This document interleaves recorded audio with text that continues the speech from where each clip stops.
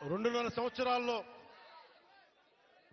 సంవత్సరాల్లో నేను ఇక్కడ అభివృద్ధి చేసి చూపిస్తాం. ఇక్కడ ముఖ్యమంత్రి గారి ఆధ్వర్యంలో, ప్రధానమంత్రి గారి నిర్దేశకత్వంలో నేను కానీ మా మంత్రివర్గ సహచరులు కానీ మీకోసం ఒక కూలీలా పనిచేస్తాం, మీకోసం తిరుగుతాం.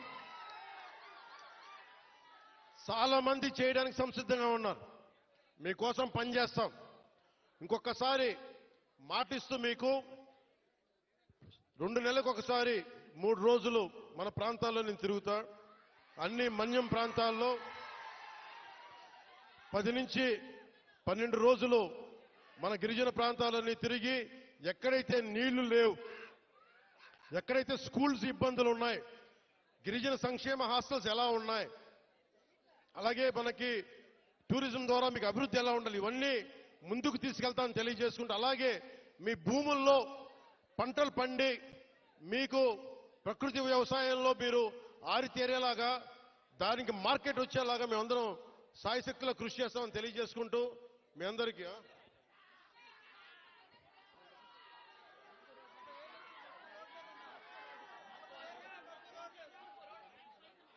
ఇవన్నీ మీరు దారి పొడవుతా నాకు మీరందరూ రకరకాల వినతులు ఇచ్చారు, వినతి పత్రాలు ఇచ్చారు.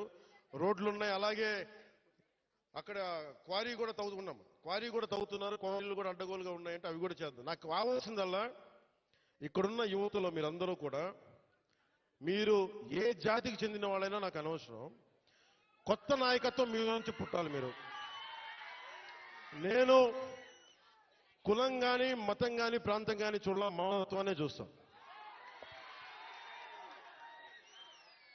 అంటే డోలీల్లో గర్భస్రావం అయి బిడ్డను కోల్పోయిన తల్లి నా అక్క నా చెల్లిని చూడాల, నాతో నా రక్తం పంచుకు పుట్టకపోవచ్చు, కానీ చనిపోతే నా ఇంట్లో నా అక్కో నా బిడ్డ చనిపోతే ఎంత బాధపడ్డానో అంత బాధపడ్డాను. అందుకొచ్చాను ఈ రోజు ఇక్కడికి. నేను కోరుకుంటున్నా ఒకటే, నేను ఒక నిమిషం ముఖ్యంగా ఇక్కడున్న యువతకి ఈ రోజున మన కూటమి ప్రభుత్వానికి మీరు 164 సీట్లు ఇచ్చి, అలాగే ఎంత 164 కదా, 11 అంటే వాళ్ళకి 11 మన 164 175, ఓకే, 164 సీట్లు ఇచ్చి 21 ఎంపీలు ఇచ్చారంటే మేమేదో ప్రతి ఎంపీని బాధ్యత తీసుకునేలా చేస్తాం.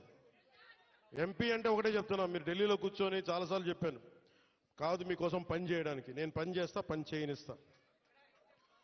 యువతకి ఒకటే అడుగుతా ఉన్నా, మీరు మీ నాయకులు, ఇప్పుడు నేను ఒక మాట చెప్పా, మీరు నాకు వెంటనే 2019లో మీరు నన్ను గెలిపించలా, మీరు నన్ను టెస్ట్ చేశారు కదా, నిలబడతాడా లేదా అనేది. అలా కాదు, నేను అనేది మంచిది, పరీక్షించాలి నాయకుడిని, పరీక్షించిన తర్వాత నిలబడతాడా లేదా అని తెలియాలి. అలాగే ఈ రోజున ఇప్పుడు రోడ్లు ఇందాక దారిలో వస్తుంటే రోడ్లు వేయిస్తున్నాం, బీటీ రోడ్లు వేయిస్తున్నాం, సీసీ రోడ్లు వేయిస్తున్నాం. అవి క్వాలిటీ రోడ్లు ఉన్నాయా లేదా అనేది ప్రమాణాలు ఉన్నాయి, అది మీరు కూడా చెక్ చేయాలి. మీరు గొడవ పెట్టుకునే అవసరం అయితే రోడ్లు క్వాలిటీ లేదు, ఎందుకు క్వాలిటీ లేదు, మీకు సంక్షేమ హాస్టల్స్ లో ఇబ్బందులు ఉన్నాయి, మాట్లాడండి. మీరు గట్టిగా ఉంటే కలెక్టర్ గారికి బలం వస్తుంది మిగతా వాళ్ళని పనిచేయించడానికి. మీరు గట్టిగా ఉంటే మనకి ఎమ్మెల్యే గారికి బలం వస్తుంది, మీరు గట్టిగా ఉంటే మేడం గారికి బలం వస్తుంది. మీరు బలంగా ఉంటే మేము డబ్బులు ఎవరికి చెప్పండి, మనందరం కష్టపడుతున్న డబ్బులు, మనందరి డబ్బులు, ఎవరి దయా దక్షిణ్యాల మీద లేవు డబ్బులు, ఇక్కడ మన కష్టం ఇది.